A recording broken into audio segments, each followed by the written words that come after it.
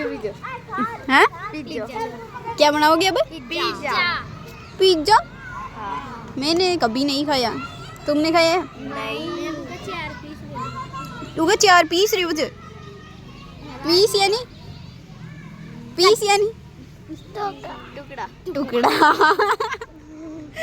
Piece यानी टुकड़ा हो जाए। 4 पीस रही हो तेरे लोग खाए हो दिखे तो फिर तन कहीं बताऊँ मैं 4 पीस रही हूँ खाए में देखो फोन में देखो तो